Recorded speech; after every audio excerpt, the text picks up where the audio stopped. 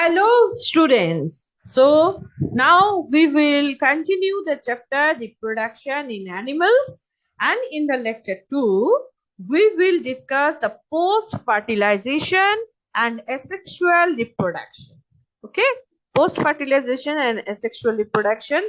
So before going to that, already we have studied in lecture 1, that is, just a minute, please let me take the pointer.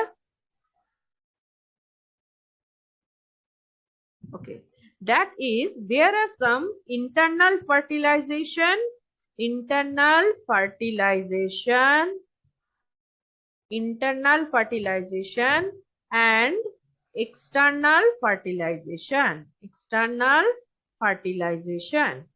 Okay, so here you can see that for the internal fertilization, that means the fertilization that will occur inside the mother body. But here, external fertilization, what they are doing, like frog and fishes, they are giving the eggs in water medium, and you can see that the female parent that deposit the eggs, the female parents that deposits her eggs in the external environment. Later, what happened? The male parent ejects his sperm over them. Then fusion of the gametes takes place in the external environment. So that means in one locked water body or some pond or whatever, the eggs will be there. The eggs will be there, and the female fishes, they are giving the eggs here. Now one from the male fishes or male frog, what happens? They are adding the sperm here, and after fusion, there will be some offspring of the frog, offspring of the frog or the fish. But here already I have told you the total thing will happen externally, because the eggs, they are in the external environment. So there are some environmental hazards also, and it may be there are the eggs, all the eggs, they cannot produce the after the fusion, they cannot produce the offsprings. So if I have 1,000 numbers of eggs, I can see that only 10 numbers of eggs that has been fertilized, and you can see that the offsprings or the small fishes or frogs are there. So this is the main drawback of the external fertilization, right? So what is external fertilization?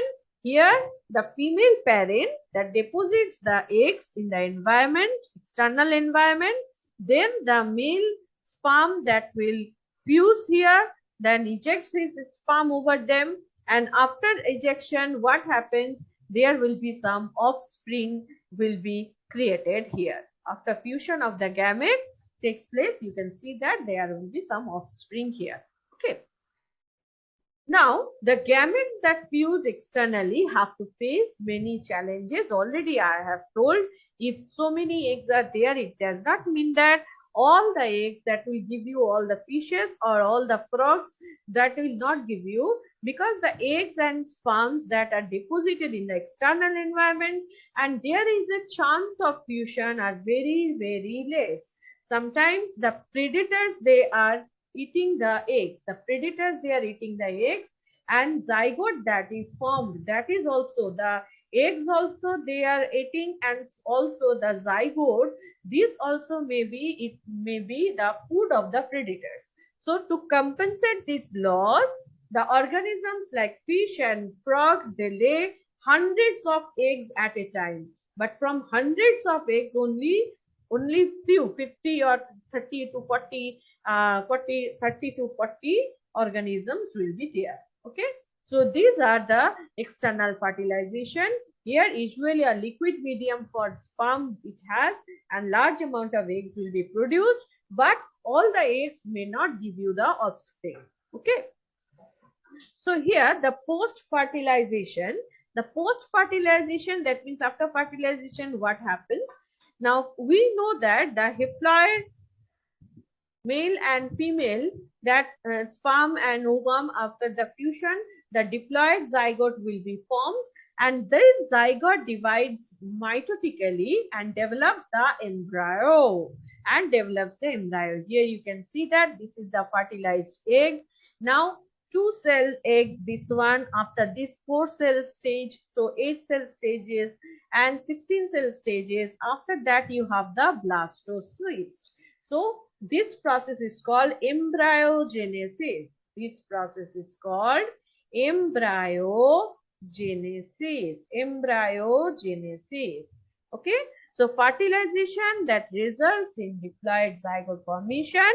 That is the post-fertilization. After post-fertilization, we can get the zygote. And this zygote divides mitotically and develops embryo.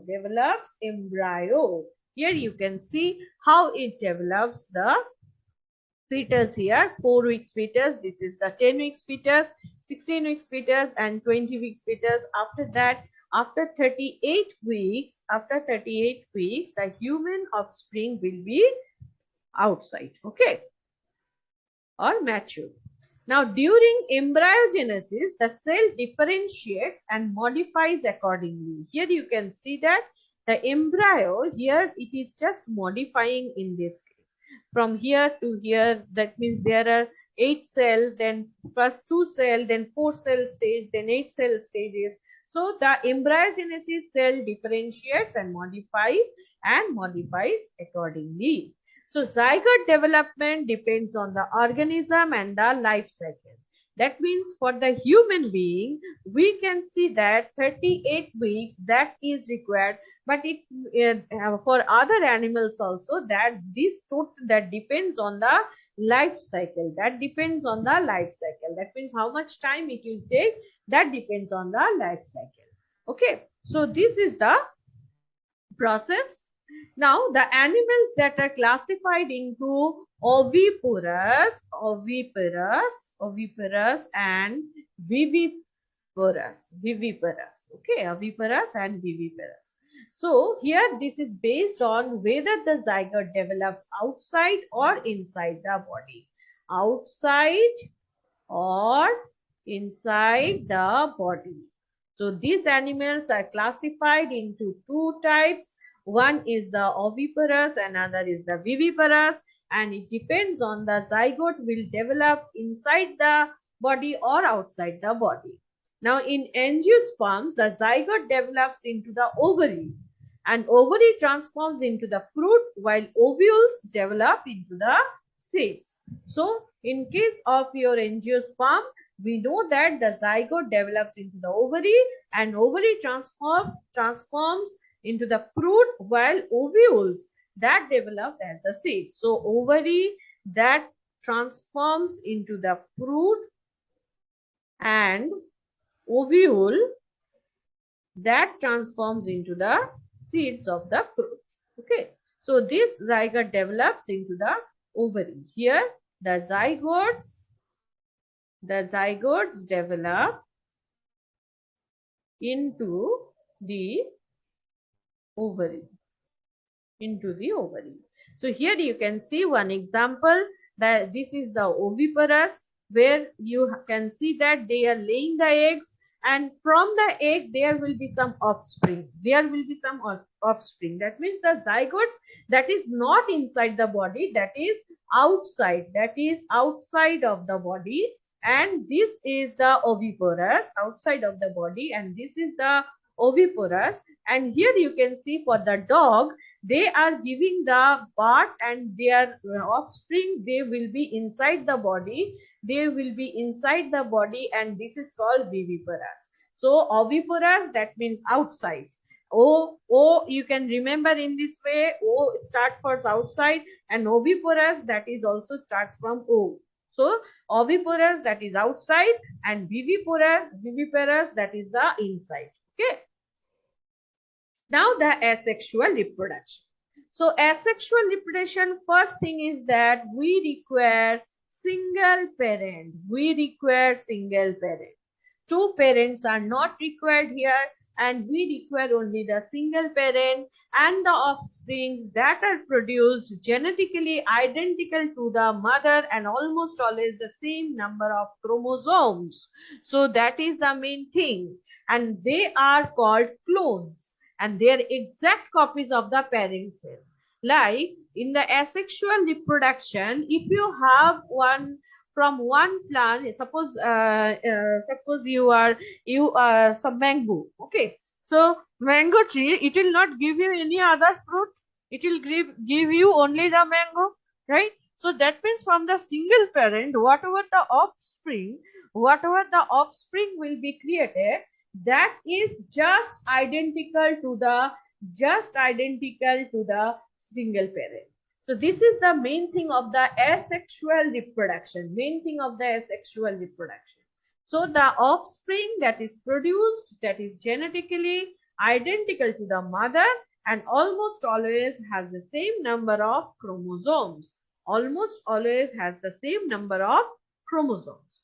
And hence they are called the clones. And moreover, they are exact copies of their parent cell. So they are exact copies of their parent cell. Okay. So here you can see this is the development of the yeast cell. So if you have the yeast as a parent cell, that means the offspring, parent cell, that means the offspring that will be also yeast, right? So this is the yeast cell. You can see that there is a bud will be developed here. The bud will be developed here, and this bud will be here. You can see that there will be new bud development, and here you can see that chain of buds. Here you can see that chain of buds. So 1 is, 2 is, 3 is. So from one mother or one parent cell, you can see that chain of buds are there, and every bud that will be converted into the same type of identical yeast. Okay. So this is the asexual reproduction of the yeast. Now the entities prefer to reproduce asexually by different means. Here the reproduction in the plant, it may be sexual, it may be asexual, right? Like we have already studied the sexual, that is the flowers. In case of flowers, the pollen grains, they are coming to the flower pollen tube, and then you can see that there will be some, they will go to the there will be egg some and fertilization, so that will create. So in the reproduction in the plant, we have sexual and asexual reproduction. Now in the sexual reproduction, what happens, you know that the male stamen and the female pistil here, then fertilization will happen, then zygote will be created after fertilization. This zygote will be converted into embryo. This zygote will be matured, and after certain maturity it will become embryo, and from this embryo, after the germination, the new plant will be created, right? New plant will be reproduced. But in asexual reproduction of the plant, we can see the vegetative propagation, the vegetative, I am writing only the asexual reproduction.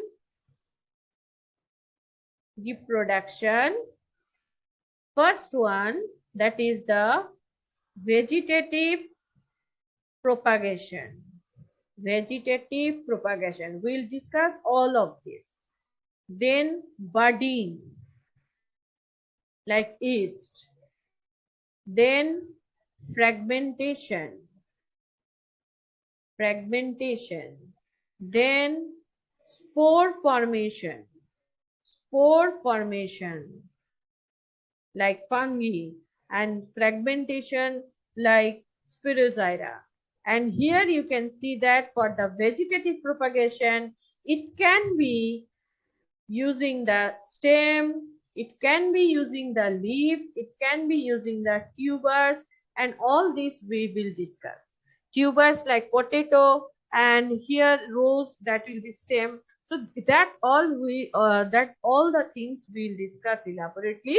So first thing, the reproduction in the plant, that may be of two types. One is the sexual reproduction, where the male stamen and female pistil, they will just fuse, and at that time fertilization will occur and zygote will be produced. And then after zygote, what you have, that is the embryo, and then new plant will be reproduced.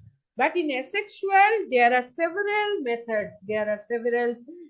We have vegetative propagation, the budding, the fragmentation, the spore formation. In the vegetative propagation, different parts can take the function. So different parts can perform the function like stem cutting, leaf, tubers. So all of this we'll discuss one by one. Okay. So no need to worry anything. One by one, all of this we'll know, and total reproduction, that you will be able to say any question, you are able to answer any question from this. Next, the asexual reproduction. So till now, whatever we have studied, after that we can define the asexual reproduction, that is the mode of reproduction that is involved in the production of offspring by single parent. So this single parent, this term is very important, very important for the asexual reproduction, single parent. So asexual reproduction is the mode of reproduction that involves the production of offspring by the single parent. Okay. Now what is asexual reproduction? Here you can see that this is the mode of reproduction where new springs will be created. Now the new individuals produce genetically and physically identical. The clones are clones of their, they are the clones of their, this is one clone, this is another clone, clones of their parents. So here you can see that asexual reproduction, this will become this one and this part become this one, and this will be, after this will be mature, after maturity it will be another clone. And these two are, if this is the parent, this is the parent cell, this is the parent cell, and you can see that these are identical. But in case of sexual reproduction, it is not like that. The total thing is identical. There are some genetic property will be transferred, right? Like in human being, 23 chromosomes, these will be some genetic property will be transferred, but it is not like that. The child that looks like his father totally identically, that is not possible. So here the new individual produced are genetically and physically identical to each other, and they are the clones of their parents. Okay. Now the asexual reproduction that is observed in both multicellular and unicellular organism. So in the organism, according to the number of cells present, we can divide into unicellular and multicellular, right? Unicellular means single cell you have. Here more than one cell. It may be 10, it may be 100, but more than one cell. So this process that does not involve any kind of gamete fusion, and there won't be any change in the number of chromosomes either. So asexual reproduction, there will be no change in the number of chromosomes. There will be no change in the number of chromosomes, and it will inherit the same genes as the parent, except for some cases where there is a chance of rare mutation occurring. So the genes are same, the number of chromosomes are same, genetically they are identical to the offspring. Now the characteristics of the asexual reproduction. Now see the picture, the chintu. Here, this organism that will create only the chintu that looks identical to the pintu, and here some two other rintu and bintu, they are also identical to this one. So if I can say that this is the grandparent, then this is the parent, and this one is the offspring, and these are the offsprings of this one. So stage 1, stage 2, stage 3, generation 3, generation 4. So you can see that all are identical. All are identical. There is no difference.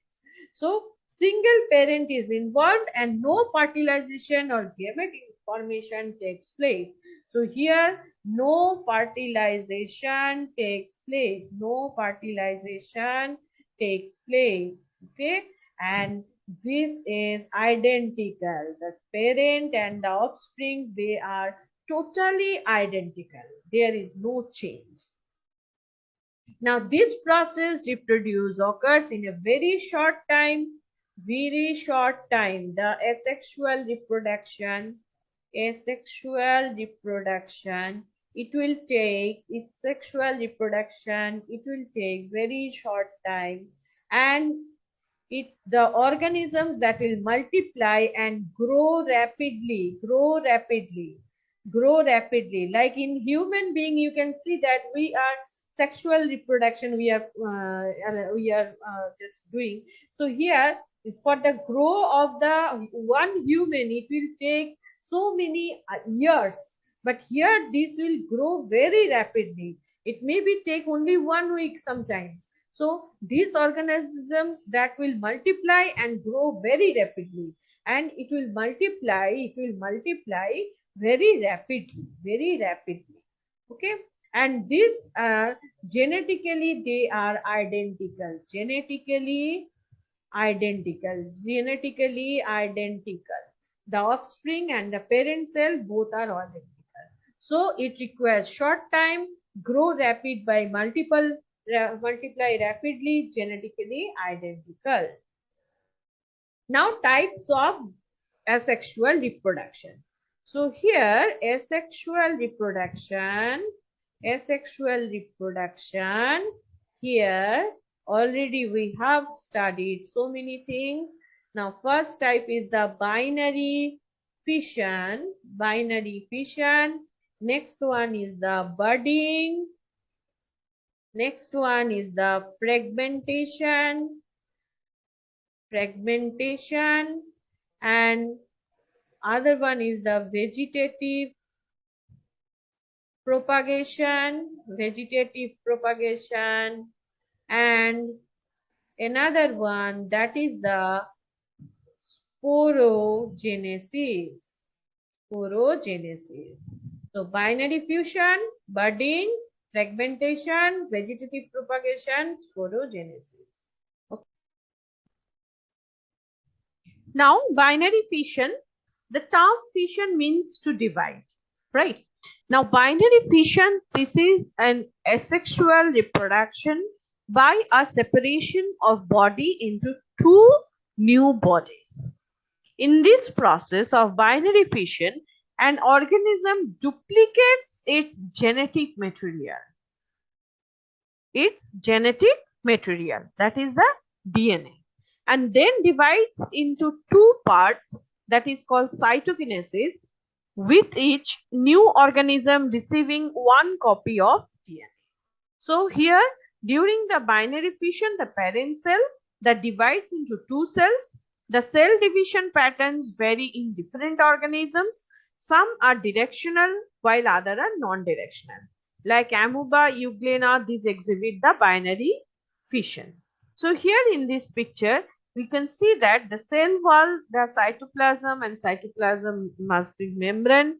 First we have the parent cell, then there is a replication of the DNA. As I have told already, it duplicates its genetic material. So that duplication will be done in the second step. Then third step, you know that due to this duplication, this should be separated. So that's why there will be some septum will be created. And this septum, when while created, that is the segregation of DNA. Then after that, cell splitting has been done. Now in cell splitting, the parent cell, it has been divided into two identical daughter cells. Okay, two identical daughter cells. And each daughter cell, it has the DNA. So binary fission means division into two. So it is the simplest and most common method of asexual reproduction. So amoeba, this is a unicellular organism, and just like bacteria, it reproduces through binary fission. And after replication, its genetic material through meiotic division, the cell divides into two equal-sized daughter cells. And in this method, two similar individuals are produced from a single parent. From a single parent. So binary fission, it is a form of asexual reproduction used by members of domains, archaea and bacteria among other organisms like mitosis in eukaryotic cells. It results in cell divisions of original cell to produce two viable cells that can repeat the process. So as a result of the binary fission, the bacterial binary fission is similar in some ways to the mitosis that happens in humans and other eukaryotes. So in both cases, chromosomes are copied and separated, and cell divides in cytoplasm to form the two new cells. So the first step of the binary fission, the process starts with the replication of DNA within the cell. Mitochondria must also replicate their DNA before binary fission, though other organelles have no DNA. Then the DNA is separated into alternate ends of the single cell, and the plasma membrane pinches the cell apart and one cell becomes two. Here the septum, you can see that the plasma membrane, it just pinches the cell apart. So organisms that reproduce by binary fission include Bacillus subtilis, Ceras, and there are so many bacteria are there which are doing the binary fission. And here in binary fission, only two cells will be produced. That's why the name two cell, that binary, two cell or binary, this name has been given to this. Okay.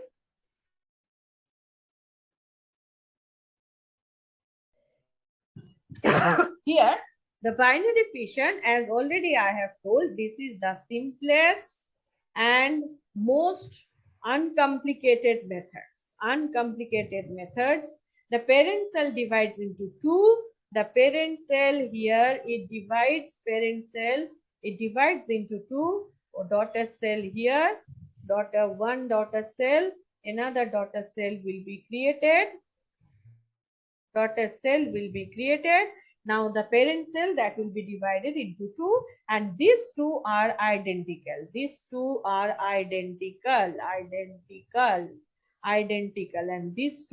also identical. Okay, identical. And the cytoplasm also divides, leading to the two equal sized daughter cell, and these daughter cells are equal, and cytoplasm, whatever for the first one, this was the cytoplasm, and this is the parent cell cytoplasm, and here you can see that the daughter cell cytoplasm is also equal. The daughter cell cytoplasm is also almost equal. Here you have the chromosome, here you have the chromosome, here you have the chromosome. So this is the daughter cell. This is also daughter cell. And this is the parent cell. Okay. And it will grow very faster, and further then the process repeats itself. The daughter cells will grow, and if they become the parent cell. After that, again the same procedure will be continuing. So what is binary fission? Till now we have studied binary fission. That means one cell, the parent cell, will be divided into two daughter cells. So first DNA replicates will be there, and here you can see that there are, from this you have two, but both are identical. Then cytoplasm, that will divide by the septum here, and then there is a division in the cells. So it will create the daughter cell. It will create the daughter cell. Okay. So two daughter cells will be created. Fine. Now this process happens with the division and duplication of the parent's genetic matter. So here duplication of DNA that occurs. Duplication of the DNA will occur and cell division will occur. Cell division occurs, right? Okay. So here each daughter cell receives one copy of its parent DNA. Each daughter cell receives one copy of its parent DNA. Okay. So this is the binary fission. Now here you can see that the prokaryotic organism, it is the primary method of reproduction of prokaryotic organism. Now prokaryotic, already you know that, already we have studied prokaryotic, that means it does not have any nucleus, and it, instead of that, the prokaryotic organism, it has the chromosome. It has the chromosome, and this is the plasma membrane, and this is the cell wall.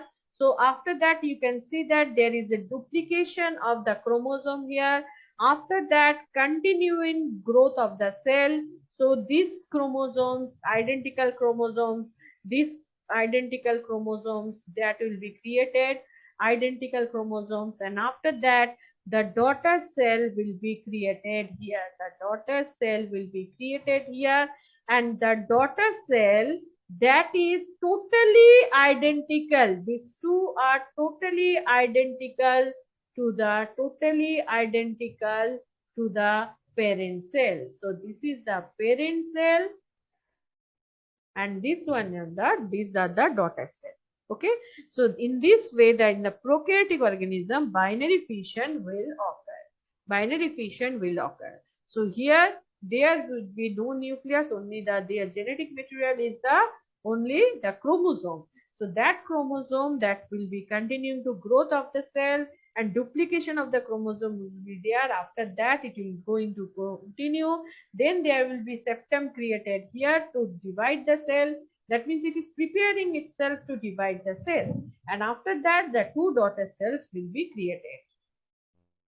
Now what are the drawbacks of asexual reproduction? First drawback is that genetically identical. I cannot produce any mutation. Any mutation will be not there. That means mirror copies are there for each cell and parent cell. So are genetically identical, that means mirror copies of each other and the parent cell you have. Most antibiotics work on this principle. And if parent cell is vulnerable to an antibiotic, you can see that the whole species, that means the total kingdom of that species, they are also vulnerable to.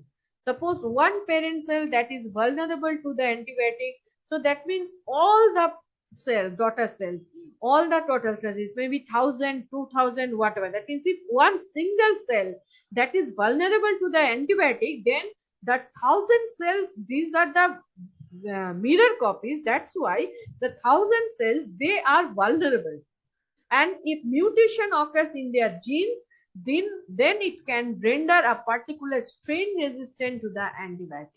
So if any mutation, due to any mutation, it can create some resistance to the antibiotics, then you can see that all the daughter cells, they are also create the resistance to the antibiotics. And prokaryotic such as E. coli, archaea, as well as eukaryotes such as euglena, reproduce by binary fission. So prokaryotic cell like E. coli and archaea, these are producing asexual reproduction, these are doing, and eukaryotic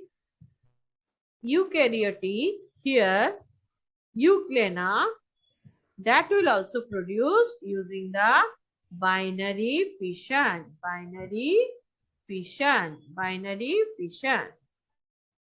Now binary fission in bacteria, let's see the bacteria. So bacteria, you know that If it will attack us, then you can see that a lot of bacteria will be spreaded throughout our body.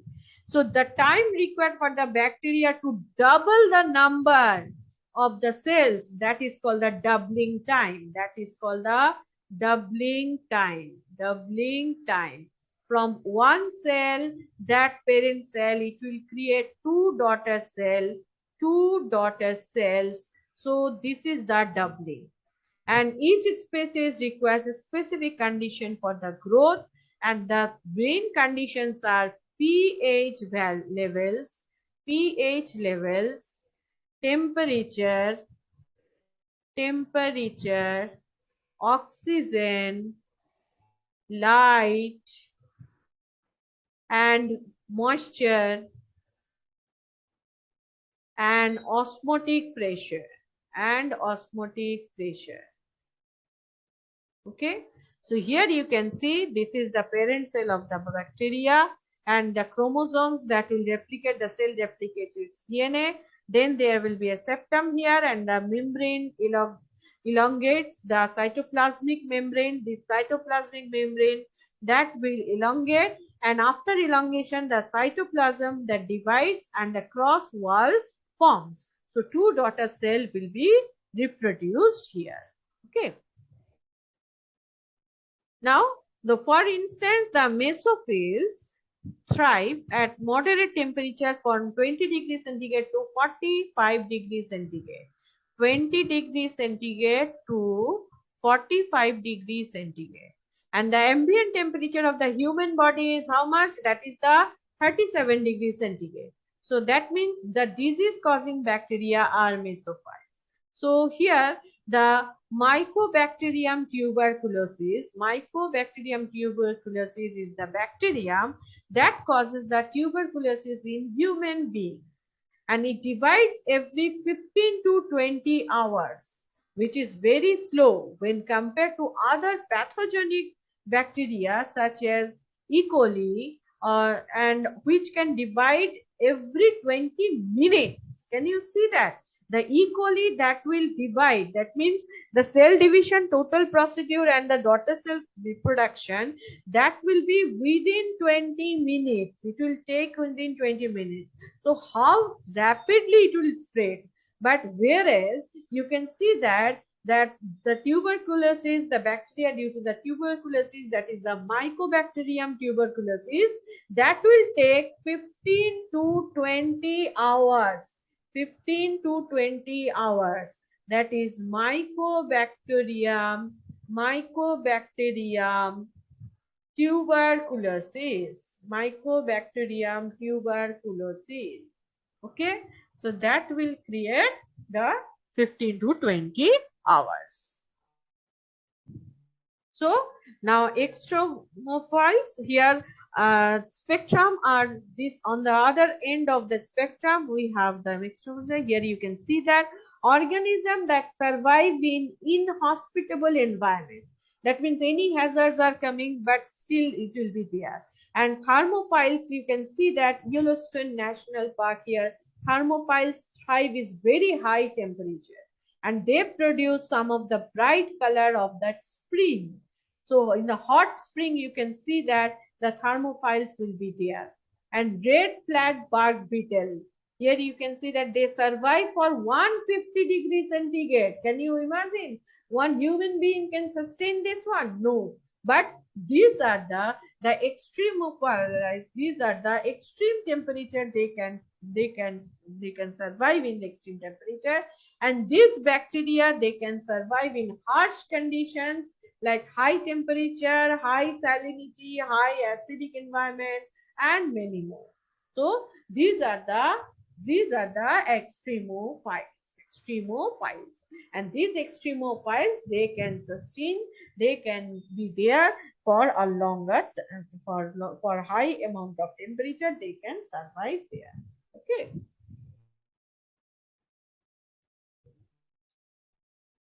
So here you can see that for the instance, Deinococcus radiodurans is an extremophilic bacteria that can survive 1,000 times more radiation than a person can do.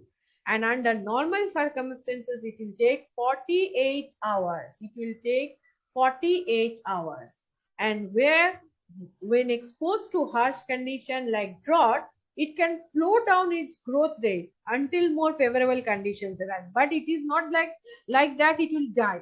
So if there is some harsh condition at that time, it will just going to slow down its growth rate, but it will not die. So this is the extremophilia bacteria, that this bacteria that can survive 1,000 times more radiation than a person can. A person cannot withstand to so much radiation, but it can withstand a lot of radiation here. That is Deinococcus radiodurans. Okay. Now the steps involved in the binary fission in bacteria. First one is the replication of DNA. Here the bacterium uncoils and replicates the chromosome. Here you can see that the chromosome replication, and then growth of the cell. Yes, the cell will be a bigger one. And here copying the chromosome, the bacteria starts to grow larger. Here you can see that it is more larger here, and cytoplasmic content also it will grow more. And the prominent traits of this stage is that the two strands migrate to opposite poles. Here you can see that the chromosomes here in one cell, the chromosomes are side by side, but whenever it will be bigger, you can see that one chromosome will come in this side, another chromosome will come in this side, and there will be a septum created, and there will be elongation created, right? And so after that, two identical daughter cells will be created. So growth of the cell, replication of DNA, these are the steps. And step 3, that is the segregation of DNA. Segregation of DNA. So here you can see that the segregation of the DNA is there. And step 4, that is the splitting of the cells. Here you can see that the two daughter cells has been produced. So this is the total steps of the binary fission. Okay. Thank you for today.